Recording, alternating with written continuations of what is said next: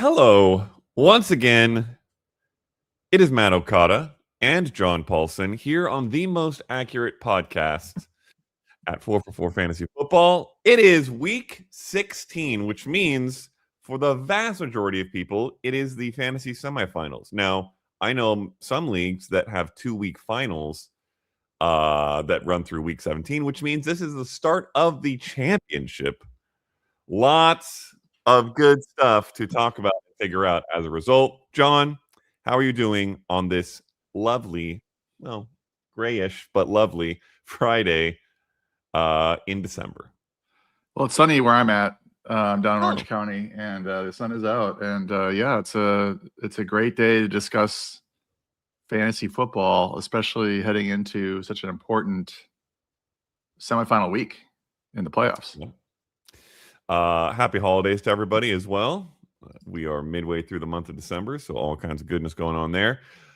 All right, we've got a lot to get to, so let's start with this Thursday night football game.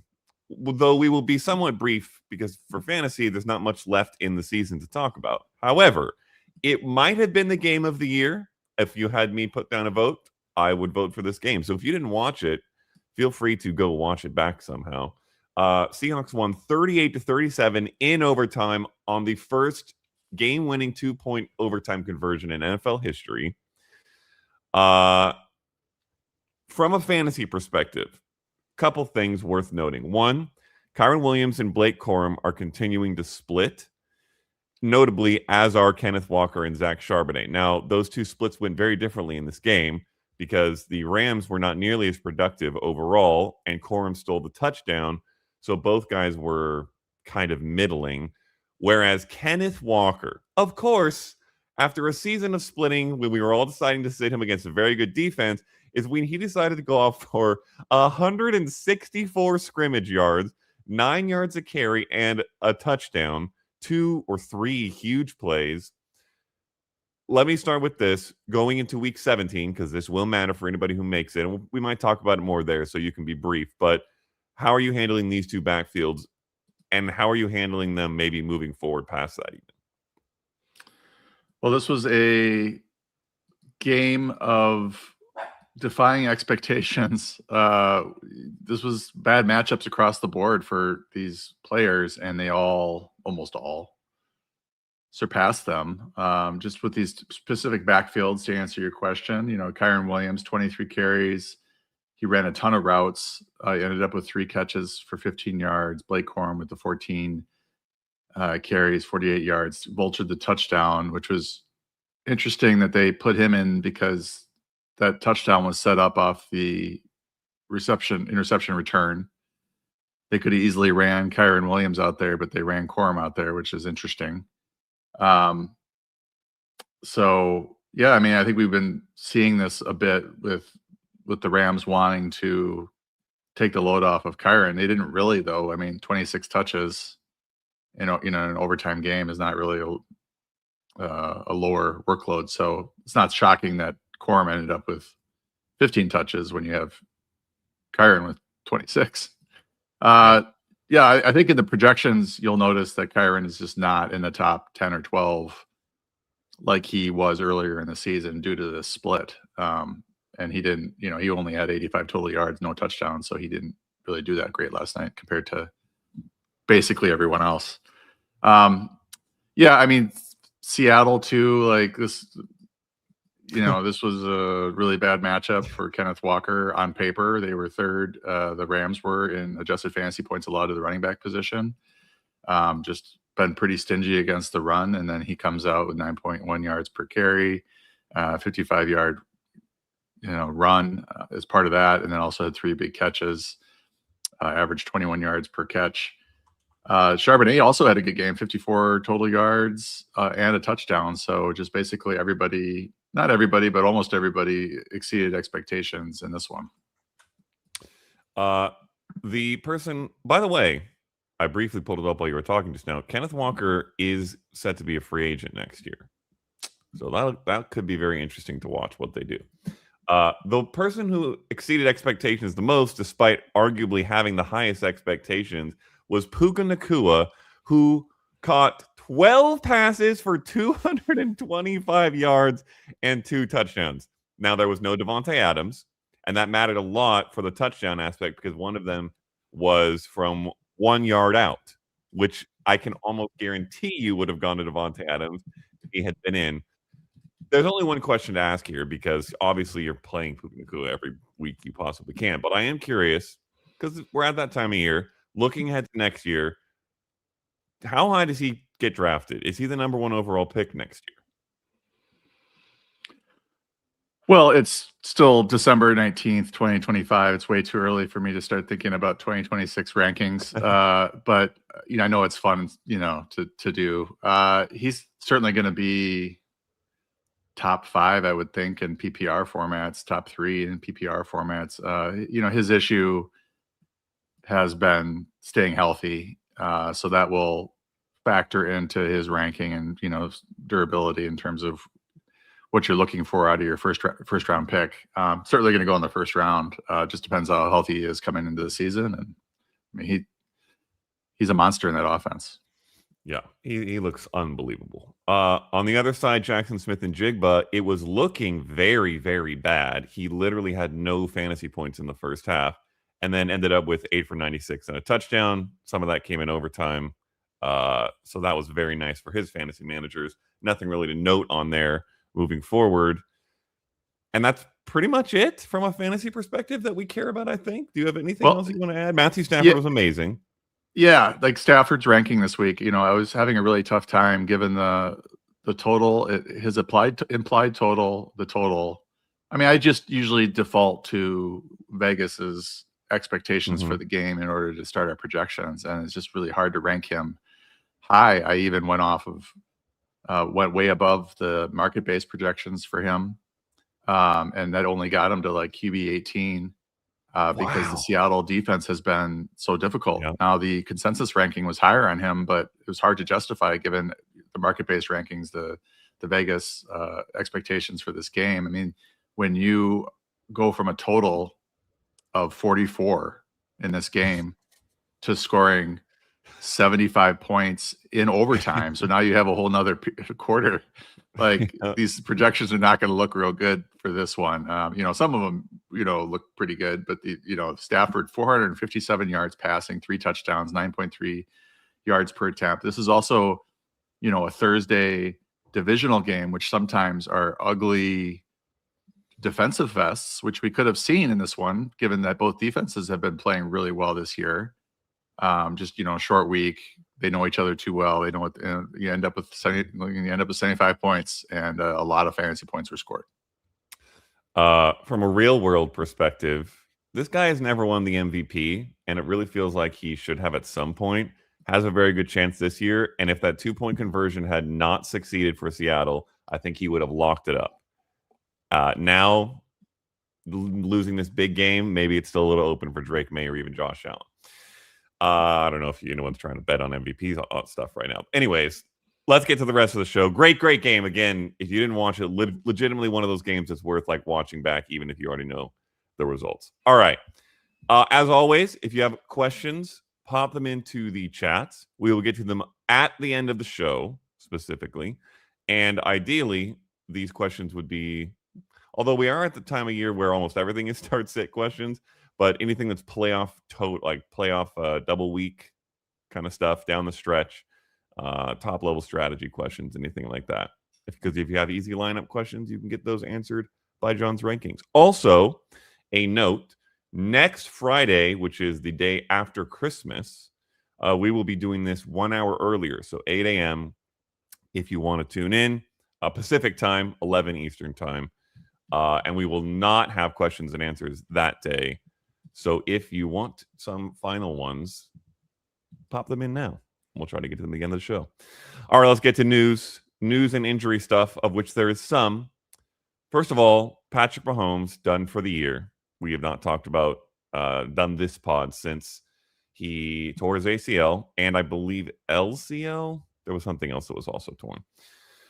So he has started his recovery process, is already in surgery or already had surgery very quickly. It could be very close whether he's back for the start of next year. But for now, it is Gardner Minshew under center.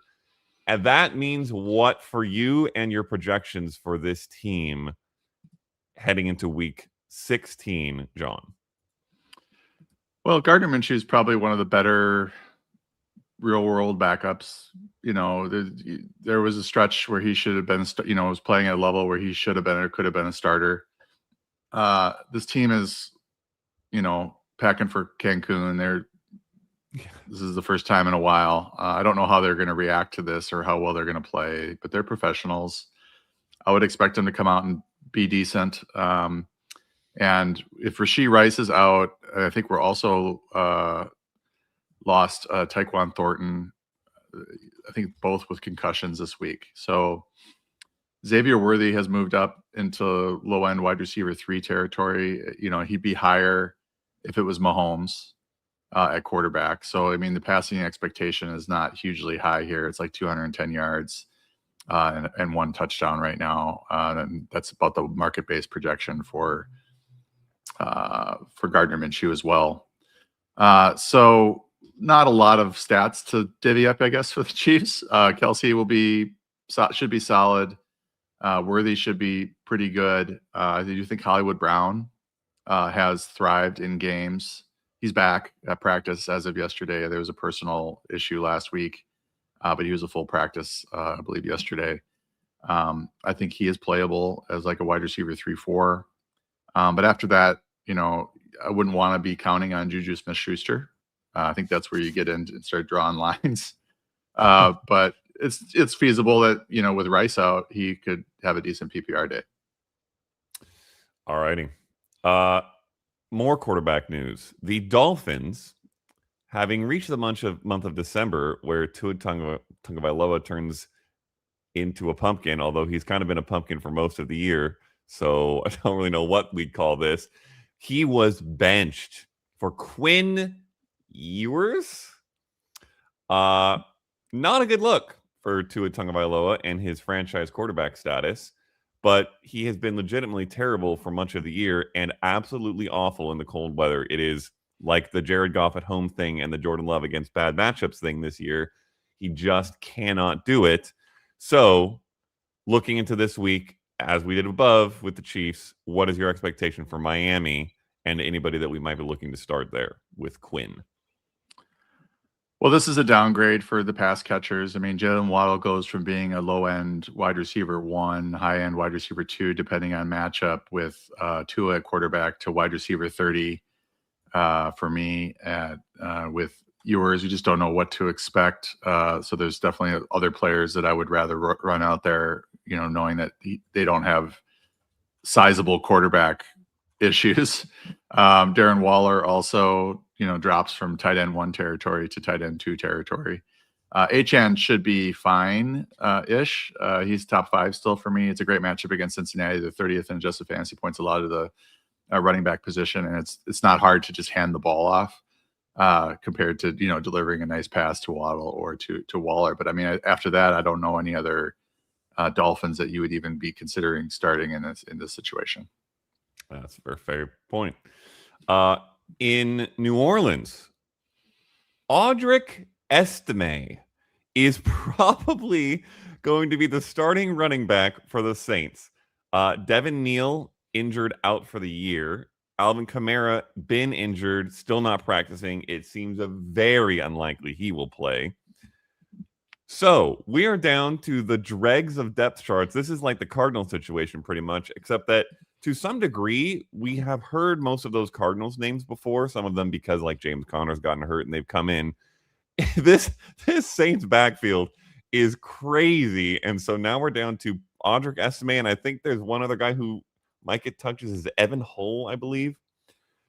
When I'm struggling to come up with the names, we're in a dark place. However, they are playing the Jets, who have been as soft as humanly possible against running backs recently. So do you like any of these guys? Is it Estime? Is it somebody else? And how high do they get for you? And can anyone in the fantasy semifinals play one of these running backs? Yeah, so this was a challenge to project this backfield this week, as you might expect, with Devin Neal out. if you look at the last 2 weeks, Estime has outtouched Hall 9-6. And he did have 3 catches for 39 yards here at some point. So, and that was last week. So last week it was 6-4 were the touches. Devin Neal only played 32% of the snaps. Estime came in for 36. Hull came in for 32. Neither player ran well, but Estime made some plays in the passing game. So I don't have him. He's not like somebody that's going to come in, I don't think, that's going to come in and win fantasy leagues for you. But if you're in dire straits and need a flex in a deeper format, I would pick Estime over Hull. Not with 100% confidence, but it does seem like he's likely to get more touches. And it is a good matchup. So it is a bit of a sneaky start, like setup for him, because the Jets over the last 10 weeks have been the worst team in terms of RB AFPA.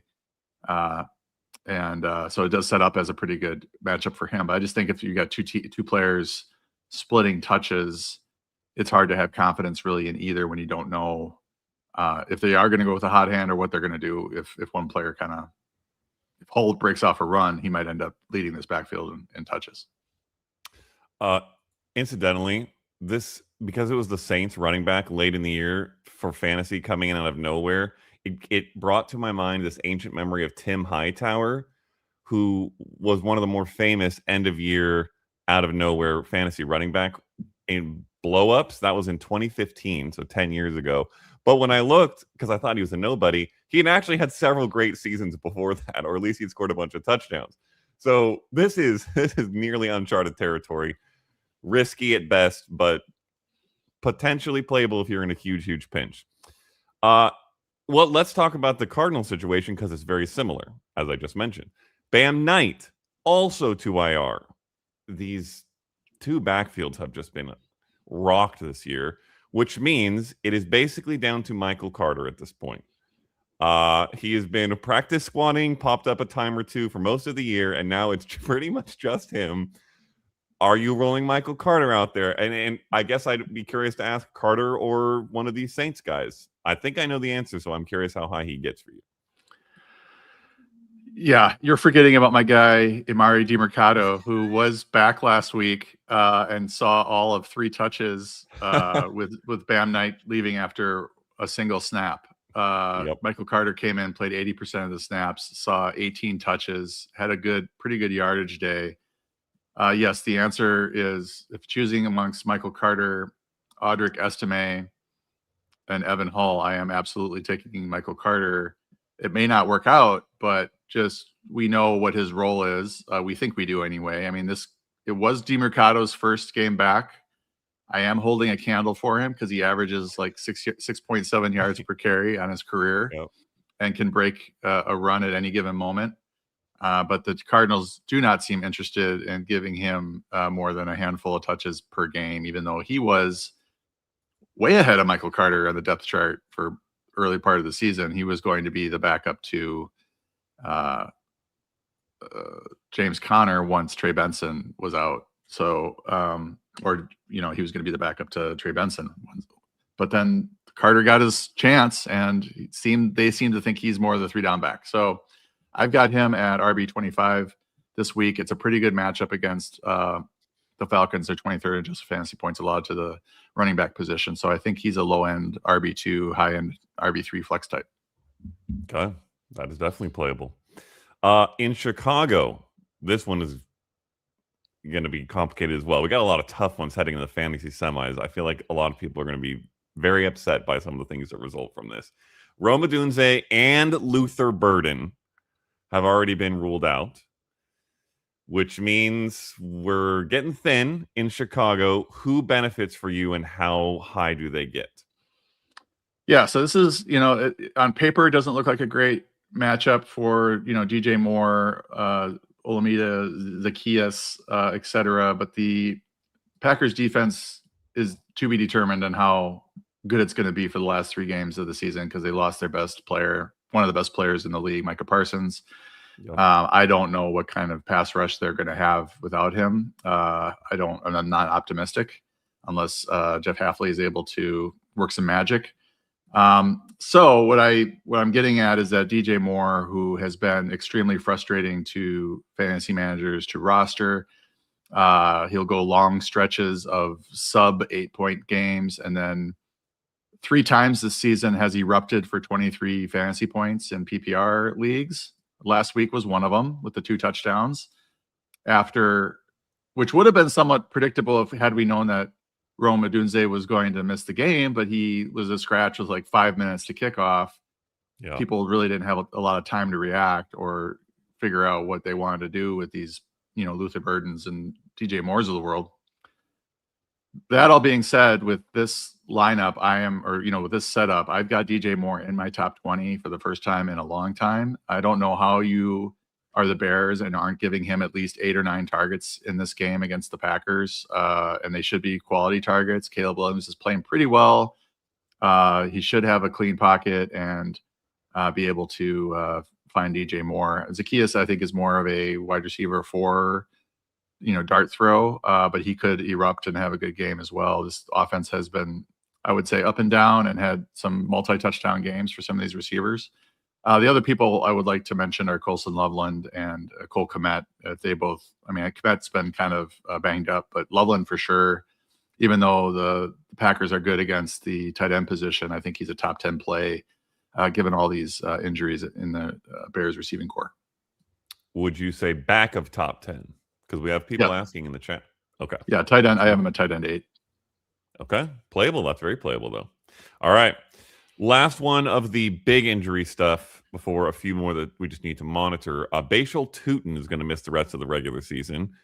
This honestly isn't as big as it would have been several weeks ago when he was looking like he might be threatening Travis Etienne's workload. Of late, Etienne has just been amazing. Particularly last week in the receiving game when he caught 3 passes and all of them went for touchdowns against me in a league that I therefore lost my fantasy playoffs.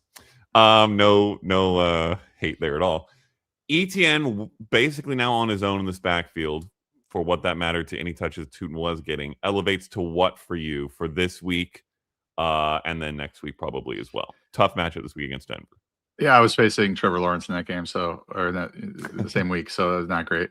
Etienne is shaping up. Maybe I meant to look back at the numbers and where he was drafted, but one of the best, if not the best, value pick at running back. I'm struggling to think of another one that was drafted to his level that is produced at his level. But that'll be for the post-mortem on the 2025 fantasy season. But really emerged as a great fantasy asset, and he's been a low-end RB1, high-end RB2 all year.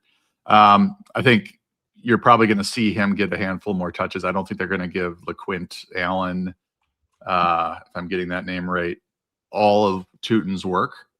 He's going to see some, but I think it's just going to be more of a bell cow to back up, change of pace relationship between those two, especially in some important games here for Jacksonville as they're trying to lock up playoff seeding. Yeah. All right.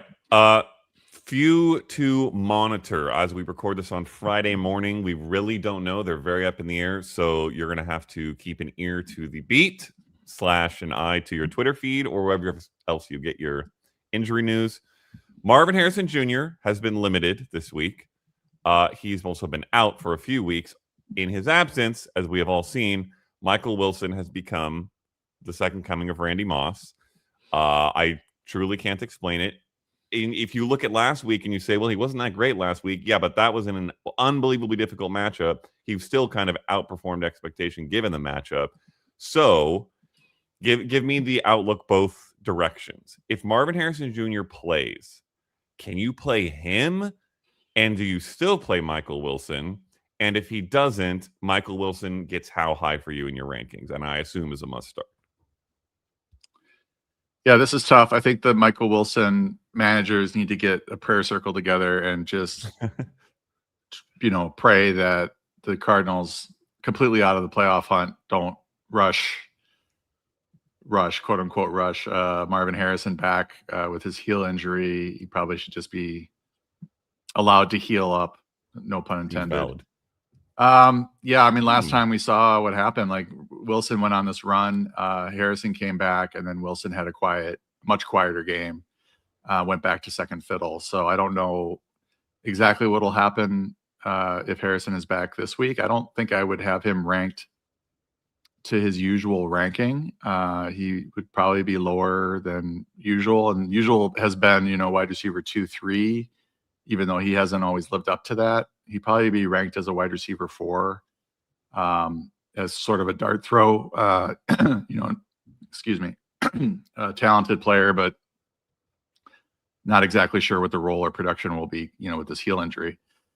You would think that Brissett would keep going to his recent go-to guy, and that Michael Wilson would be still a wide receiver 1 or a high-end wide receiver 2, but I think recent history has shown that he takes more of a ding than that. So I think he becomes sort of a dicey low-end wide receiver 2, high-end wide receiver 3 type.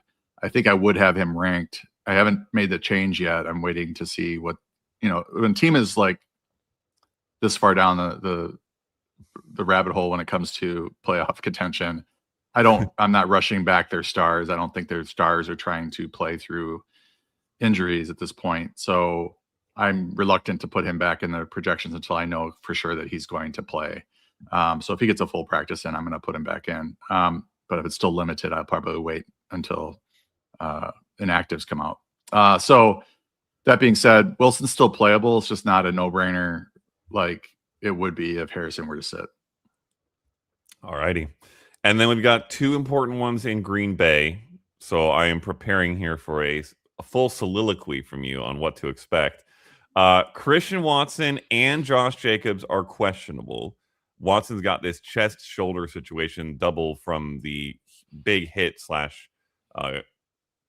contact with the ground that he took last week. It seems right now that Christian Watson is on the positive side of questionable and Josh Jacobs is on the negative side of questionable, but we don't really know, so you're going to have to keep an eye on it. Can you give us the full perspective on what to do with this team in either direction, especially obviously this receiving core that's been so tough to figure out, but Watson's been good, but now Reed's back. There's so many question marks. Yeah, I'll start with the running backs because it's pretty cut and dry. If like right now I have Jacobs in the rankings just because he has been playing through this knee thing and continues to, and it's such an important game. I don't know that Jacobs seems to have power over the Packer medical staff, which is something that I haven't seen having watched his team for years and years and years and years. So he's at RB11. It's a mediocre matchup against the Bears in terms of rushing, but he's been so good. He was amazing against Denver. That catch he made was incredible. His touchdown run was incredible. I believe he's going to try to play through this. So he's at RB11, but if he doesn't play through it, Emmanuel Wilson will move up into that sort of range, a low-end RB1, high-end RB2 at a minimum, just given what he did as the bell cow back with Jacobs gone that 1 week. He had an amazing game. So I think he's capable of producing pretty much at a Jacobs level if Jacobs is sidelined. So that's the running back situation. So the receivers are a different animal. Obviously, they are very target tree is very spread out. Jaden Reed, I think, is a relatively solid start, regardless of Christian Watson's status. Reed's snaps did spike last week. That may or may not have anything to do with Watson being knocked out of that game. But typically, Reed, when healthy, is a 65, 70%, 75% snap guy, and that's always been a little too low for us. Like we want him out there 85, 90% of the snaps, but he's not always out there on 2 receiver sets has throughout his career. But he's so productive on a per route, per snap basis that, and especially in this matchup against the Bears, who are 31st in adjusted fantasy points allowed to the receiver position, I think he's a pretty good high-end wide receiver 3. And if you remember, when he's been healthy, he's offered us like low-end wide receiver 2 numbers on a weekly basis, even though it's not every week because of his low volume. But they do hand in the wall sometimes, so he gets an extra 15, 20 yards rushing sometimes. As for Watson, he's been incredible since his return from the knee surgery. So I've got Reed at wide receiver 28. I've got Watson at wide receiver 29. I do think he plays based on the language that's around it right now. I'm surprised. I thought he might be out for a few weeks, but apparently he did. I mean, they did say he missed a serious injury. I didn't think that he'd be back this week, but it appears that it's all hands on deck and they're going to let him play. So that right there with those two in the top 30 makes playing anyone else pretty dicey. The only other receiver, Romeo Dobbs, is the only thing that he's got going for him is that they do look his way in the red zone pretty frequently. And they will run some rub routes and stuff in around the goal line for him because he's got good hands. He has not had a big yardage game in quite some time, and so his upside is really only red zone only. If Watson were to sit, then Dobbs, Dontavian Wicks, Matthew Golden all get a bump, and they would be dart throws, and Dobbs probably the best dart throw. With Reed, the only one that I feel confident in, and Wicks had that awesome game on Thanksgiving. Has the talent, but he's been dinged up, and we just don't know how healthy he is and how many routes he's going to run either. So it's hard to trust him. So Reed would really be the only one that I would really want to start if Watson were to sit. To your point about the significance of the game and these guys maybe working back in, even if they're not 100%, this is to some degree, and there are 2 games left after this, but for the division. And right now, that's the difference between the 2 seed and the 7 seed in the NFC between these 2 teams. So this is a massive game, easily the biggest game of the year so far for both these 2 teams. You'd imagine they'd want their full complement if they can squeeze it out. Also, has to be noted, I'm pretty sure Josh Jacobs' power over the medical staff comes from him taking all of Marshawn Lloyd's ligaments because, oh my goodness, can that man not stay healthy? Really, really unfortunate story for anybody who was a fan of Marshawn Lloyd. Okay. Let's exit the injury and news section and go to matchups. We got a bunch of interesting stuff here. Game of the week. Interestingly, I have tagged it as the Steelers and the Lions. Maybe not one you would have expected with the Steelers to pop in here, but they've kind of been picking it up. They have some intriguing plays, and their defense has largely been beatable, or at least in one area, aka against the pass. Because against running backs, they are second in AFPA right now. But against the pass, they are very soft across all the other positions. So for the Lions, you're obviously starting Jahmyr Gibbs. You're never not starting Jahmyr Gibbs. But is David Montgomery a sit for you, given the defensive matchup, given his inconsistency with Gibbs kind of taking over for most of the year? And then in the passing game, does Goff get a start being at home, which we know is good for him? And what pass catchers do you like outside of Amon-Ra St. Brown? Yeah, I'll start with Montgomery, who has kind of devolved from a rock solid RB2 with, very predictable in terms of which games he would have a better chance of scoring or having a big game, to just kind of, he's down there in the Tyler Algier, Jordan Mason, Chuba Hubbard range right now. Just guys that are backups that, could see 10 to 12 touches and a touchdown in a game, but they're not getting the floor level touches that he was earlier in his career, last year especially, or the year before. So he's more of an, RB3, I'm stuck. I don't have too many people to play, and I'm going to run him out there in what should be a high scoring game. Maybe he does get a touchdown that way. Goff is almost a must start to me. Pittsburgh 21st adjusted fantasy points allowed to the quarterback position. He's at home. They need the win. This is definitely a spot where you would want to start Jared Goff. I've got him at QB9. Amon-Ra is obviously a must start. Jameson Williams is a must start with Sam Laporta out, Brock Wright out. They really basically funnel a lot of their targets to Jahmyr Gibbs, Amon-Ra St. Brown, and Jameson Williams, and that's basically it in terms of players we can trust in the Lions passing game. All right. On the flip side, pretty similar. The Lions are 11th in AFP against running backs, not quite as staunch as the Steelers, but then they're very soft against the pass. Bit of a pass funnel because they score so many points, of course. So for Pittsburgh, Jaylen Warren or Kenneth Gainwell or neither? At this point, I'm very curious where those two line up for you, given how involved Gainwell has been in general, but particularly in the passing game and in the red zone, which is interesting.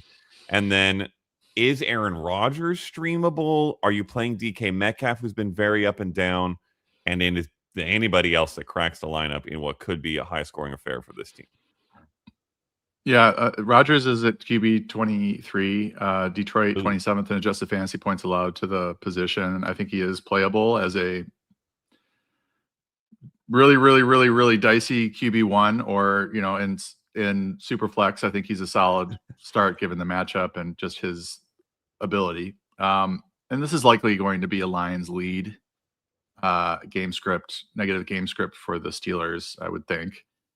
So I like Metcalf as well as a low end wide receiver 1, high end wide receiver 2. I've got him at wide receiver 11. I think he's almost a must start given the landscape this week. It's a good, in the dome too, and just a good matchup and probably negative game script for the Steelers, as I mentioned.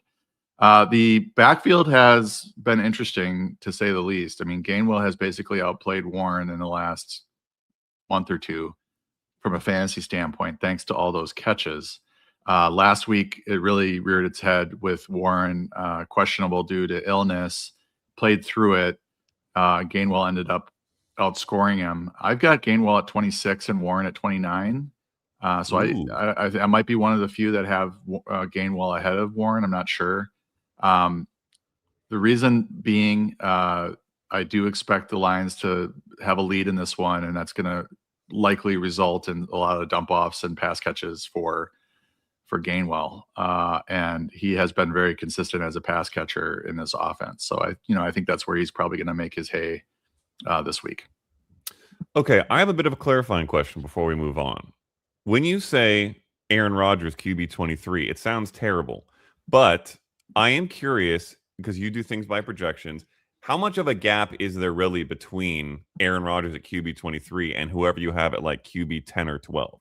Because it makes it sound like they might not be that streamable, but then the way you talk about it sounds like he might be. I'm curious if people can have confidence if he's the one guy they have, even though he's ranked that low. Yeah, so he's at 14.8 in half PPR. I guess it doesn't matter PPR for quarterback. So 14.8. If you're looking at QB 17, it's 16.7. That was Stafford. And then 17.8, Bo Nix. I mean, you are talking about a 3-point difference, which is pretty sizable in terms of the projections. But these sort of gaps we always, every week there's a weird quarterback that has popped up for a top 5 week. And you're mentioning this game because of the high total.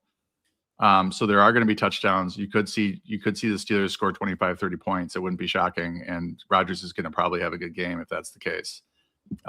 So certainly some of these, other guys, Kirk Cousins, Gardner Minshew, you're going to start Rodgers over.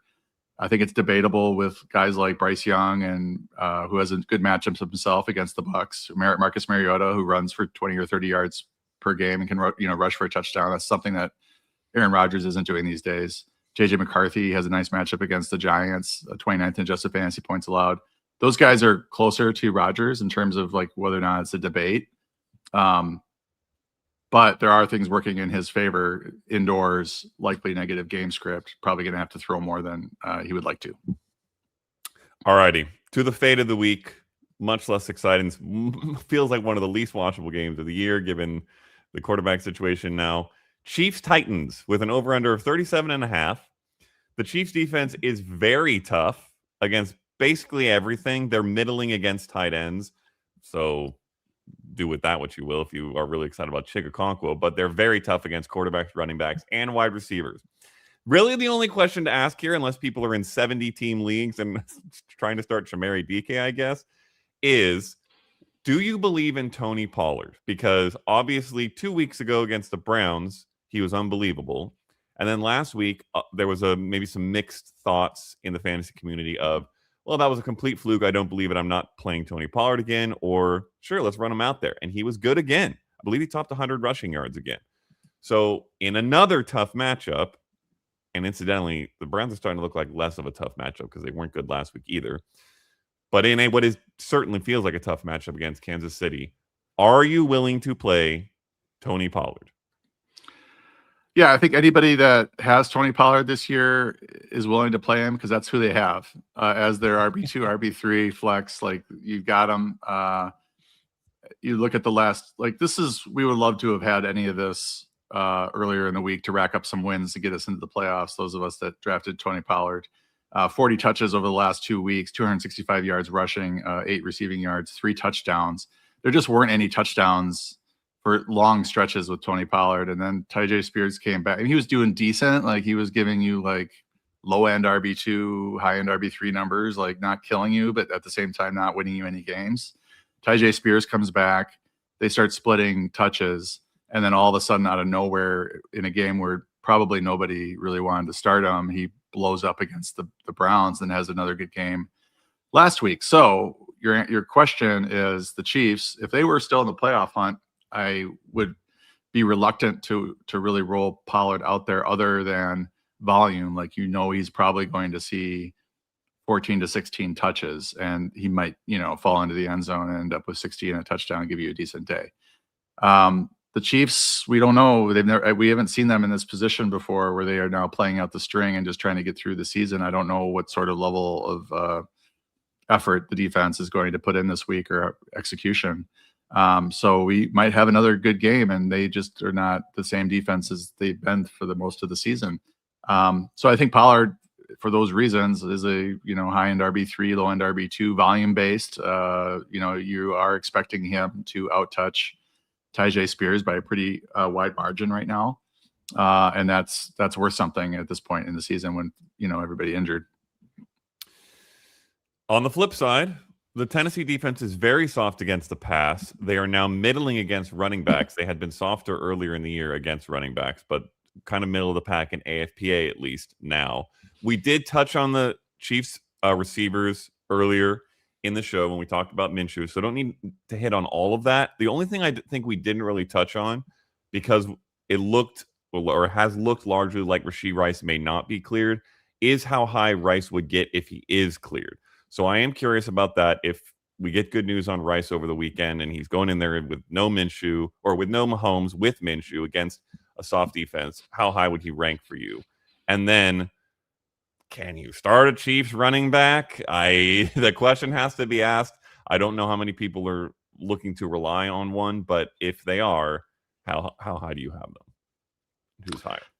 Yeah, so before I realized that Rice was in the concussion protocol, I had him at, I believe, a wide receiver 14, and that is significantly lower than where he would be with Patrick Mahomes. But the passing volume is all down, and yards are down, touchdowns are down with Gardner Minshew at quarterback versus Patrick Mahomes. So Rice's shares are down, and that puts him in the high end wide receiver 2 conversation as opposed to rock solid wide receiver 1.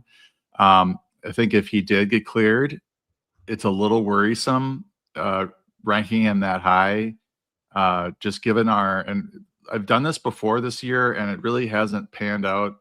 Players that have come back from a concussion typically perform, according to our injury index, 70% of their pre-concussion levels in that first week back. But players that I've applied that to players this year and it seems like it's backfired. So I don't know if we need to address those numbers again and redo the data so that we can get updated numbers, because it doesn't seem like it's holding as confidently. So I might downgrade him 10-15% as sort of a hedge on the concussion stuff, but that still will probably put him in the wide receiver 2 rankings. Still favoring Kareem Hunt, but it's not like a confident play. He's at RB 21 right now. Pacheco, okay.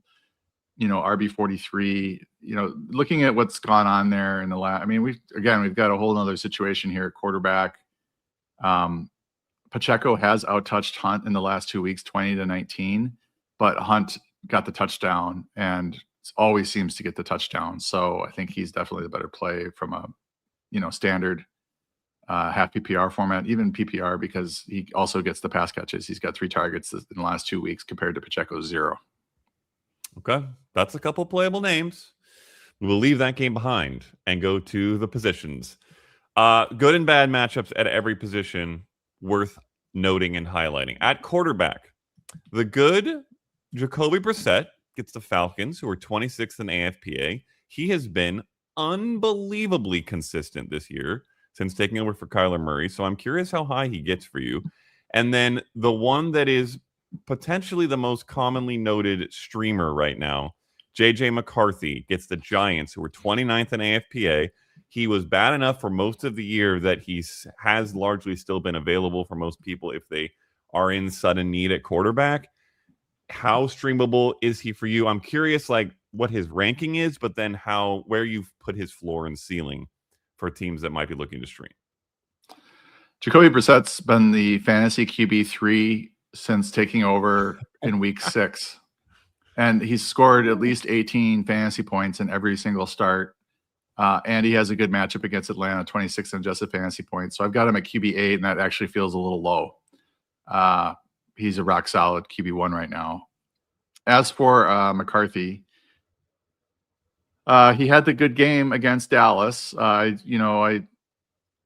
was scared to rank him too high just because he's been so bad. But he did okay against. I mean, he was a fantasy asset against the Cowboys, and this is another good matchup. 29th in adjusted fantasy points allowed to the quarterbacks are the Giants. So I've got him ranked at QB 20. He could be a little higher. You might be looking at him maybe over Trevor Lawrence against Denver, but Lawrence is coming off that huge game.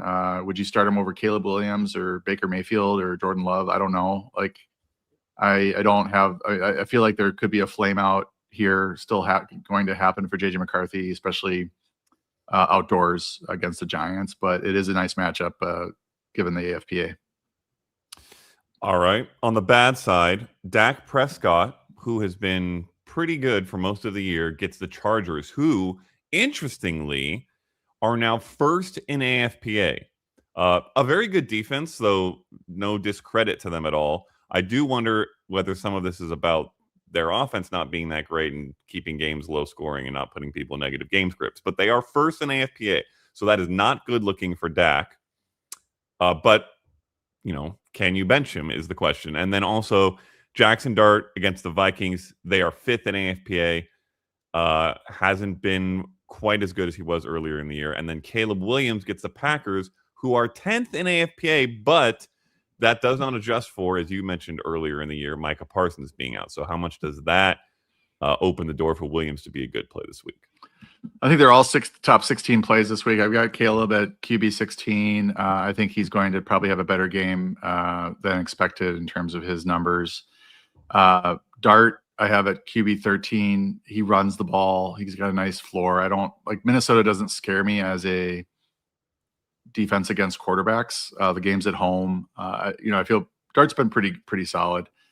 Dak is the interesting one because his consensus rank is like QB5, and I think that's pretty aggressive given the Chargers' defense of late.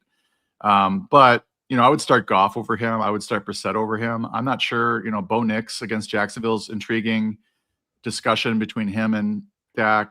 C.J. Stroud against Vegas is interesting because how much is Houston going to have to throw against the Raiders? Whereas this Dak Prescott Chargers Cowboys game might be high scoring if Justin Herbert can get it going, because this is a really nice matchup against the Dallas defense. I mean, I've got Justin Herbert at QB3, and I feel like I'm out on an island with that because he's been pretty bad. I mean, he hasn't scored more than 15 in several games, but Dallas is last in the league against quarterbacks. So movable object versus stoppable force, or whatever the saying is. So I think Dak, it's hard to bet against Dak, especially at home. So he might crack the top 10. I think I may move him up to QB 10. But I don't know how much higher than that. You got a lot of guys there that I like. Goff, Brissett, Lamar Jackson against New England. That should be a fun game. Burrow, Drake May, etc. Purdy. So it would take a bigger leap of faith, I think, given the matchup to start Dak Prescott against ahead of some of those guys. All right. Let's get to the running backs. On the good side, Quinshon Judkins gets the Bills. They are 29th in AFPA, and he had been too good for most of the season to make this section of the podcast because these are normally very fringy guys, but he has not been as good of late. really in the Shadur Sanders era, they've seemed to go more with this downfield passing Shadur approach than the give Quinshon Judkins 25 plus touches every game approach. So does he still belong in starting lineups? And then you've got a flurry of committees. The Chargers running backs get the Cowboys. They are 25th in AFPA. Their defense is largely terrible, as we've talked about, but they are splitting work very evenly between Omarion Hampton and Kimani Vidal. Tough one. And then Minnesota, their backfield gets the Giants, 24th in AFPA. Aaron Jones, Jordan Mason situation. And the Texans group gets the Raiders. Now, this one's particularly interesting because both Woody Marks and Nick Chubb have been banged up. I have not seen any final reports on them. The next guy is Jawar Jordan, which is a name I'd never heard until last week. But this is a good matchup for whoever does end up playing. So I'm curious how you're handling that group as well. Yeah, so for Judkins, he's at RB20. It is a great matchup against Buffalo. They've only showed up on rush defense a couple times this year, but he's been downright bad the last couple of weeks. 14 for 26 with a 58-yard catch, which is not so bad against Tennessee, but that's 1.9 yards per carry. Against Chicago last week, 12 for 21, 1.75 yards per carry. And if you just look back at his game log, he has not surpassed 4 yards per carry since week 5 against the Vikings. Although he has had 2 multi-touchdown days. He had 3 touchdowns against Miami in week 7 and then 2 touchdowns against Vegas in week 12. And he's done pretty well in his matchups that have been favorable, like against San Francisco, he had 91 yards rushing, 18 yards receiving. They were 21st in the adjusted fantasy points allowed to the running back position. Vegas was 26th. He had 2 touchdowns in that game against Vegas. The Jets, he had 85 total yards against the Jets. They're now 32nd adjusted fantasy points allowed to the position. So there is reason for optimism that, if they keep the game close, which is unlikely, maybe, I don't know. They're not going to probably be able to give him enough work to where he's approaching 20 carries and can get 60 yards and a touchdown. But it is a nice matchup against the Bills. And if they're going to pull the upset, that's how they're going to do it, is being able to run the ball, I would think. Chargers, Hampton has come back and they've kept Vidal, pretty involved in this one, in this backfield. You're pulling up the RBBC report right now. 31 touches for Hampton, 28 touches for Vidal over the last 2 weeks. Just last week, it was 16-13. Vidal is almost playing twice as many snaps because he's been in on a lot of the passing downs. So this is an interesting game against Dallas. It should be high scoring. They might fall into negative game script, and that would probably lend itself right now to Vidal, although, Hampton did catch a touchdown 2 weeks ago. But Vidal has had 75 yards receiving in the last 2 games compared to just 15 for Hampton. Hampton is, low end RB2 for me. Vidal RB3. I think we're all sort of bracing for Hampton to sort of retake the lead role there. That's part of it as well. Like it could be this week, but he's not ranked anywhere near where he was at his peak. Minnesota, I like Aaron Jones against the Giants. They're terrible against the run. I think Mason is a decent touchdown dependent RB3 flex if you are in a pinch, because he does seem to be getting the goal line work or have a better chance of scoring a touchdown than Jones. But Jones is, I think, the more talented player and also a lot more involved as a receiver.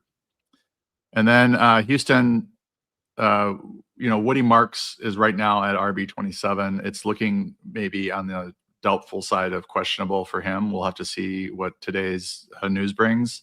It does look like Chubb is back, which would, if Marks is available, might downgrade Marks a bit if Chubb gets a few carries.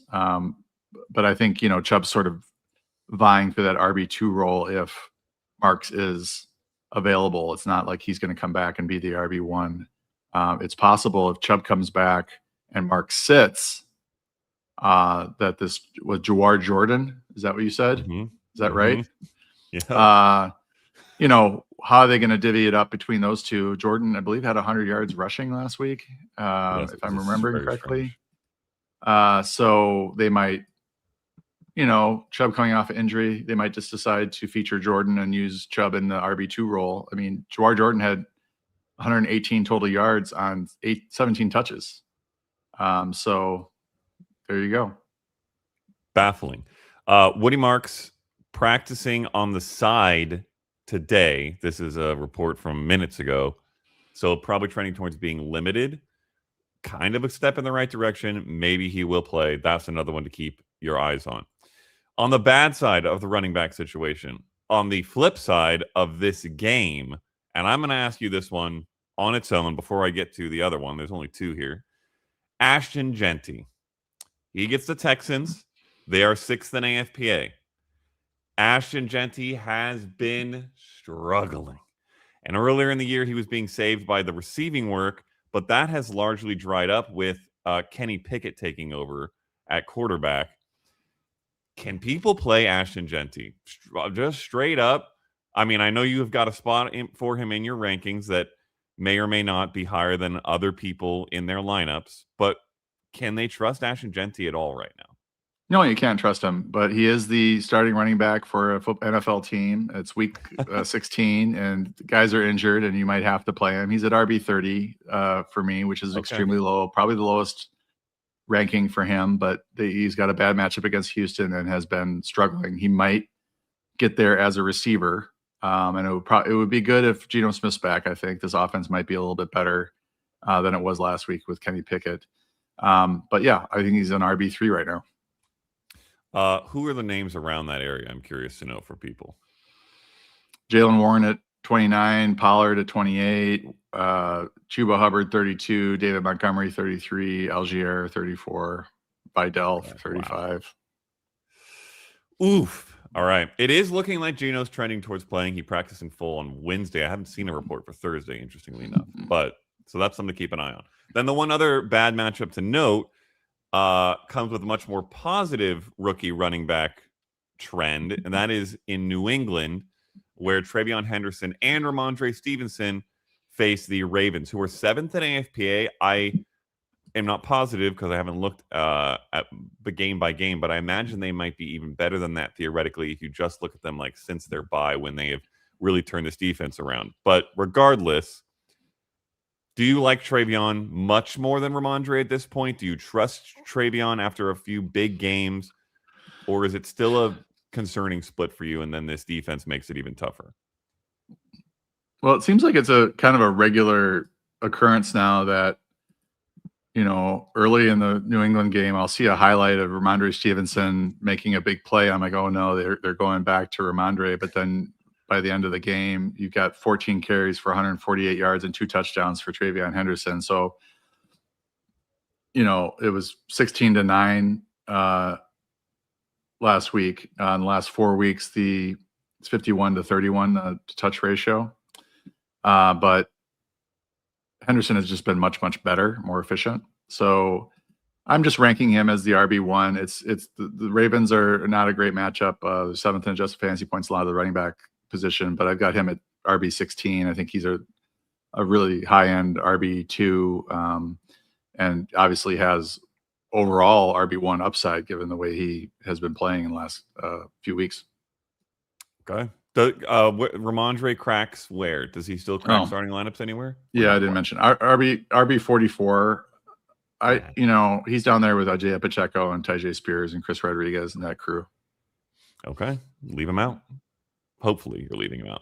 All right. At the wide receiver position, on the good side, the 49ers group gets the Colts, who are 26th in AFPA. That one is interesting because Ricky Pearsall back bad, then back good, now back injured again. So it's really tough to figure out what's going to happen there. But curious where you have those guys, Jawan Jennings in particular. The Chargers group gets the Cowboys, 29th in AFPA. You talked earlier about how high you like Justin Herbert. So I assume you like at least one of these wide receivers. Would be curious where they come in the order for you. We talked about the Packers group against the Bears. They're 31st in AFPA. We got the full rundown there, so don't need to go through those again. And then the Colts wide receivers against the 49ers, who are 24th in AFPA, but with Phillip Rivers at quarterback, which didn't look too good last week. Where do they end up for you? Does anyone still crack starting lineups despite having old man Rivers?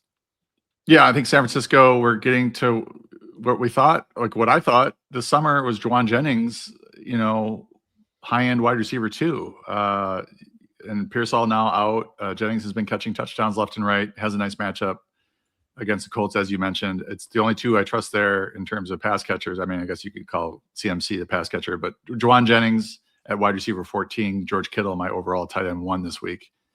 After that, Kendrick Bourne might do something. If you remember, he was a name for a few weeks there, but that was really with Jennings out.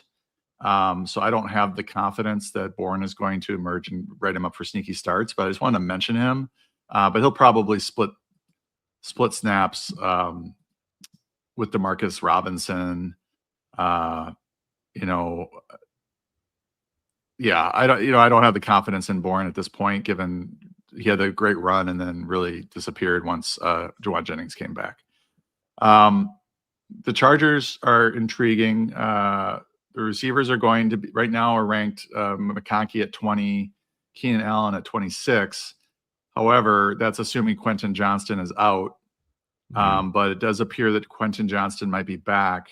And we're getting into sort of a Packers West situation with these guys. They really, and then we've got Gadsden at tight end as well. So they really spread the ball around, and we don't know week to week who's going to be the fantasy starter for you. So if Quentin Johnston is back, McConkey's going to drop in the rankings. Keenan Allen's going to be dropping the rankings. They're probably all going to be in that 30 to 45 range, with Johnston probably lowest because he's dinged up. I do think Gadsden is a low end. I mean, we're not talking tight ends right now, but he's more of a low end tight end 1 this week. He kind of got back in the good graces last week, and it's going to be a high scoring game against Dallas, probably. Packers, we talked about them. Jaden Reed, I think, is the one we can count on, but Watson is intriguing if he plays. And then for the Colts, I don't feel great about any of them. Pittman probably is the best play, low-end wide receiver 3. Pierce is more of a wide receiver 5 now with Phillip Rivers at quarterback.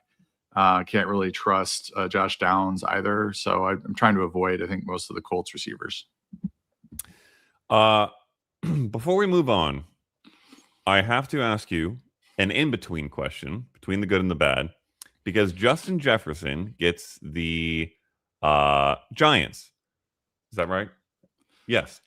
They are middle of the road in AFPA against wide receivers. However, Justin Jefferson has given you absolutely no reason to start him for going on 2 months now. I have to ask you where you have him ranked and how much of that is like stubborn commitment to his talent, and how much people need to latch onto that as opposed to abandoning ship for what has been a horrid stretch of fantasy uselessness.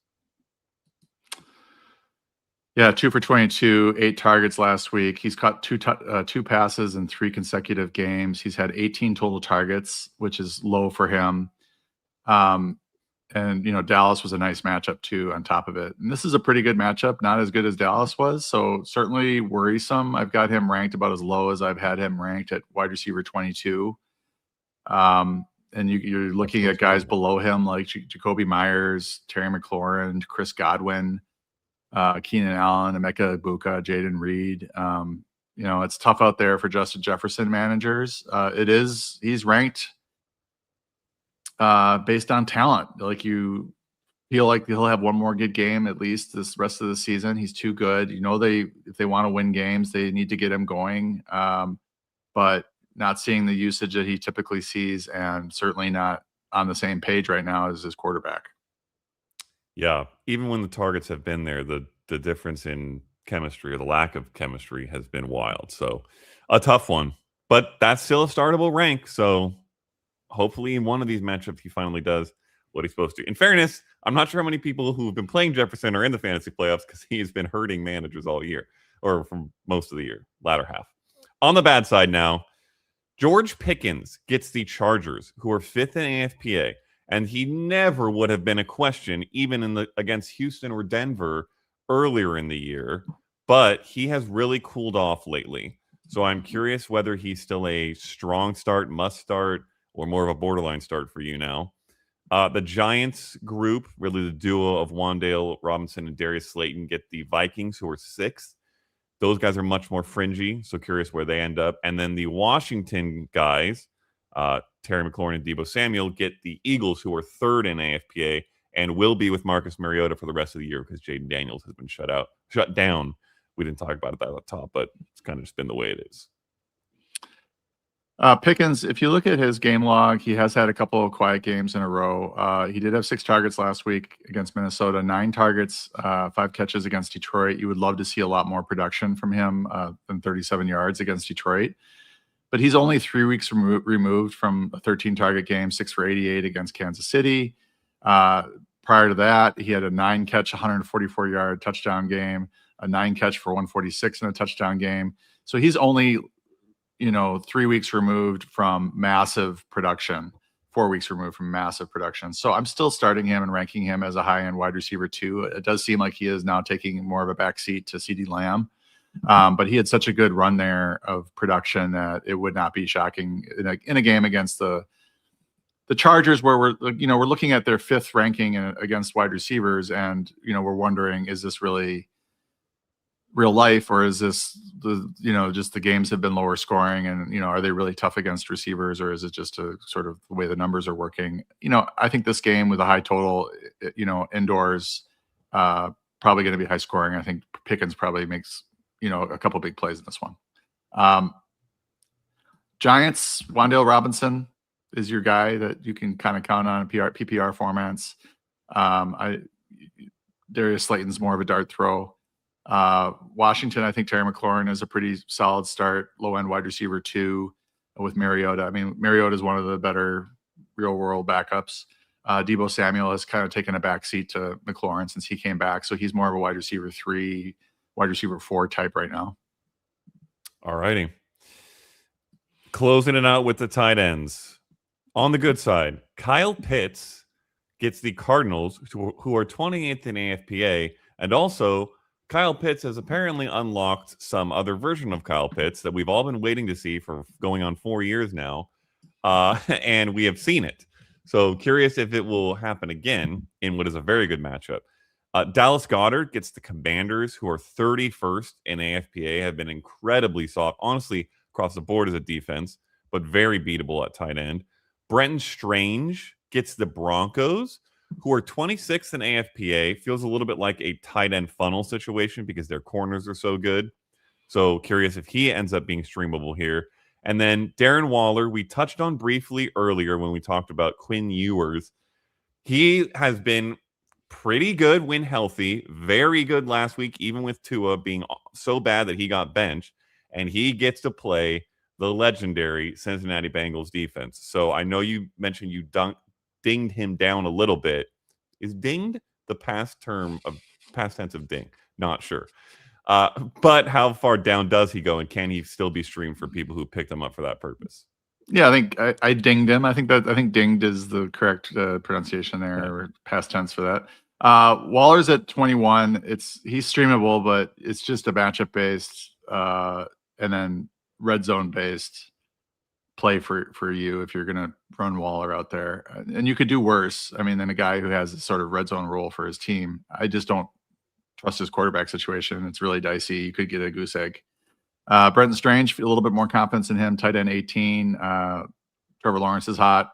Strange has not been that great lately. It's been a lot of the receivers and running backs, as you mentioned, with the Travis Etienne last week. But I think you made a good point about the cornerback play for the Broncos and his potential against the Broncos in this one. And I think Goddard and Pitts are pretty much must plays. I've got Pitts at 3 and Goddard at 5 this week, given their matchups. Tight end landscape is rough. There aren't a lot of guys that you can count on. And given Pitts had 3 touchdowns or whatever last week, Goddard had 2 touchdowns and has a pretty steady role for the Eagles this year. Both have great matchups. I think they're both top five plays. Just out of curiosity, briefly, if you have it up or can pull it up, how flexible are those guys, given how good they've been and with very good matchups? Do they crack like, I don't know, top 60, top 70, top 50? Are they flex worthy for people? In PPR, Kyle Pitts coming in at 19. So I would say yes on that. Ooh. Goddard coming in at 58. And that's in full PPR. Okay. But I mean, you also got to pay attention to the Drake London situation, because if he comes back, we have to see like how much is he going to play, because he is going to ding Pitts a bit more if he's back. Has been limited up through yesterday. Have not yet seen a Friday injury report on Drake London. He's just been like slowly not coming back, is how it feels like. So we'll really have to see there. But very interesting for the Pitts people if he is out, because that is a very flex-worthy number. And then on the bad side, closing it out, Harold Fannin Jr., who has become a very strong streamer play, gets the Bills, who are second in AFPA. Quite terrifying, have been very solidly good all year against the position. And then Hunter Henry gets the Ravens. Not quite as good as Harold Fannin has been lately, but the Ravens are currently ending up first in AFPA against tight ends. So do people need to run away from Hunter Henry and find someone else? And then with Harold Fannin, can they still play him if they've been streaming him despite the tough matchup? Yeah, I think given the matchups, that Hunter Henry, Brenton Strange conversation is a interesting one. You probably lean Strange due to the matchup if you believe the AFPA numbers. Fannin is another animal though, just because he's been basically the number one target there for Sanders, and he's got a pretty good target floor. So it's hard to find targets at the tight end position right now, and if you have them, you don't want to look a gift horse in the mouth. So especially in a game where the Cleveland's likely to trail for 3 quarters, you could see Fannin approach 10 targets in this one, and that is worth starting, I think, in my book. David Njoku has not practiced at all this week, so it looks like Fannin will still be alone. All right, we will get to sort of the questions. I will contextualize that comment in a second. But very briefly, as a quick reminder before we close out, next week, next Friday, day after Christmas, we're doing a show at 8 a.m., so if you want to hop on for the last in-season live stream of the Most Accurate Podcast at 8 a.m. Pacific next week, 11 Eastern. From the questions standpoint, there are a lot of questions of, should I start this guy or should I start that guy? If you ask that question, largely, go check out John Paulson's rankings. They're on 4for4.com, and you can answer these questions pretty much one-to-one on your own. However, there is a theme to them that I want to ask you about, and we'll close the show with this, just your strategy this time of year, because it feels valuable, and a lot of people have similar questions. Ainde Mitchell asked it most pointedly with J.J. McCarthy and Jordan Love. Is starting J.J. McCarthy over Jordan Love at quarterback, quote, getting cute for the semifinals? Would love to hear your thoughts. And then there have been other questions throughout the chat, like starting Audric Estime versus Breece Hall or versus Ashton Genty. And there are others like this. This time of year, I am curious where your strategy or where and I know you do things by projections, so largely you might be saying, well, this guy's projected for more, I'm going to start him for more. But is there any philosophy for you to not getting cute this time of year, specifically getting cute this time of year? Are we out of the start your studs? Do people want to play the guys that got him here, quote unquote, him or her here? How do you approach that situation, if at all, or are you just going pure projections and moving on? I usually go projections. I mean, the Love McCarthy question is interesting because McCarthy did have a decent game last week and has a nice matchup against the Giants. Both games are outdoors. You want to keep an eye on the weather, and the totals and all that. But Love also has a good matchup against a shaky Bears secondary. They're 20th in adjusted fantasy points allowed to the quarterback position. And I do think that the Packers, for some reason, are a 1.5 favorites. I don't know if they still are, but they started the week as 1.5 favorites at Chicago, which is surprising to me. But I think Caleb Williams and the Bears are going to be able to score points. The Packers are going to have to open up and throw the ball a little bit more than they want. Josh Jacobs is dinged up. So I think there's going to be a lot on Love's plate this week. So I would go with the better quarterback, and I'm pretty sure that Jordan Love is the better quarterback of the two. Now, I'm not going to talk you out of it. If you want to start JJ McCarthy because you don't like Love or you don't like Love's matchup or you think JJ McCarthy is going to have a big game over the Giants, then go for it. It's your fantasy team.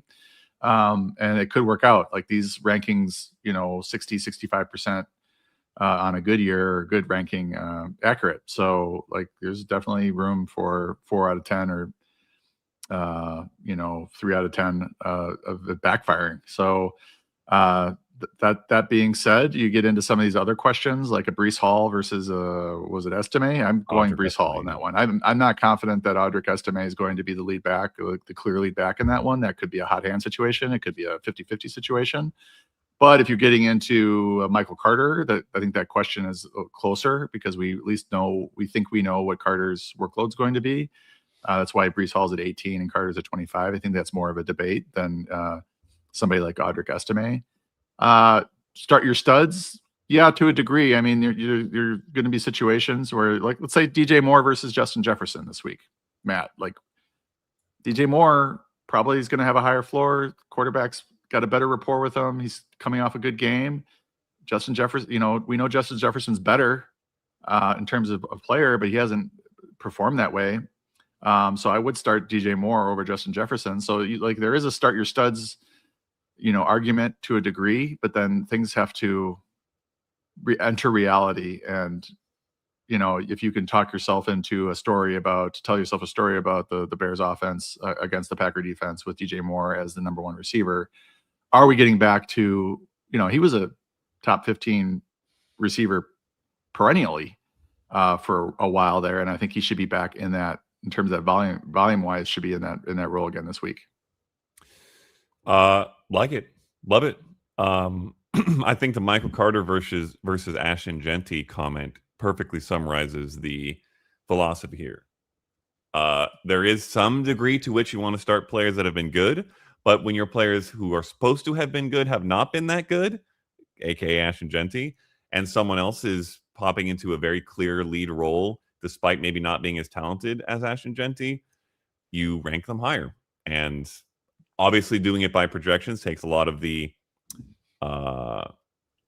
nuance or weirdness out of figuring out if you like a player or not, because you can just go by the numbers, which are emotionless and factual to a certain percent of accuracy.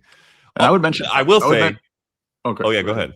No, I was just going to say, I would mention too, like if you are looking at my projections and you're like, well, I think John's missing something on this, or I don't agree with his take on it, through our SharpStack app, we have got market-based projections now this year for the first time ever, and they're great to look at as a second opinion, like a medical opinion.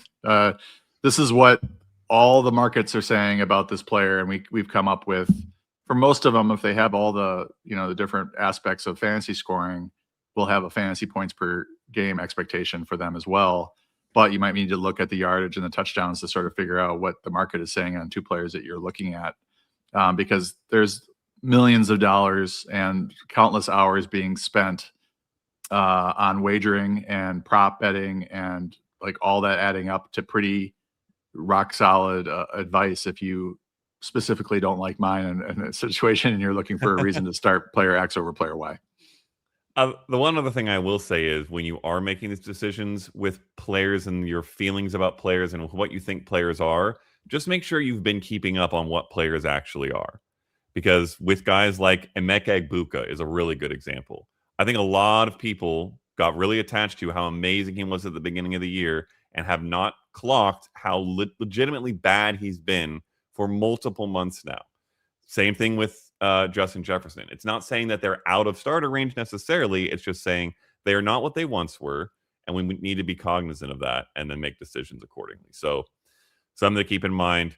Again, if you are in the chat and you had a start sit question that didn't get answered, pop on to 444.com. Go to the rankings tab. set your scoring format, because you can do that, and then search your players, and you can compare and start the one that's ranked higher. And if you want, you might be able to get an answer from John tomorrow, later today. Later